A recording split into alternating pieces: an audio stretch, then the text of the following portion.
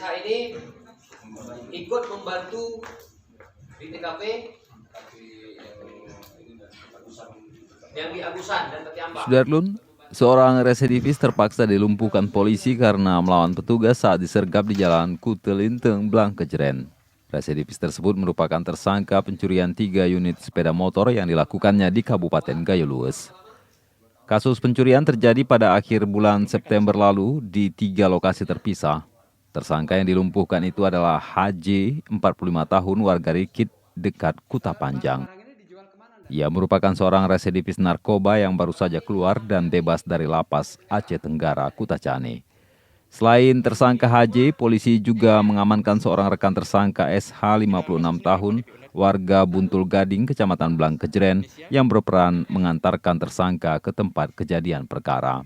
HJ ditangkap 6 Oktober 2021 di Jalan Kutelinteng sekitar pukul 11.00 waktu Indonesia Barat. Hal itu disampaikan Kapolres Galus AKBP Charlie Saputra Bustamam didampingi Kasat Reskrim AKP Zia Ul Arham dalam konferensi pers di Mapolres Galus Selasa 19 Oktober 2021.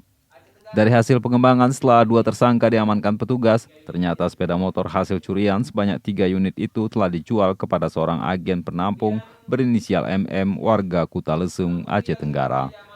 Kini kedua tersangka telah diamankan di Mapolres Galus bersama barang bukti 3 unit sepeda motor hasil curian yang disita dari agen penampung di Kuta Cane.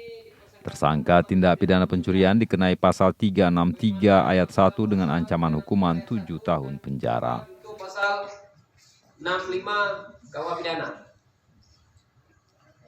Sedangkan rekannya berinisial SH dipersangkakan 363 ayat 1 junto pasal 56 KUH pidana dengan ancaman 7 tahun penjara. Sementara itu, rekan-rekan,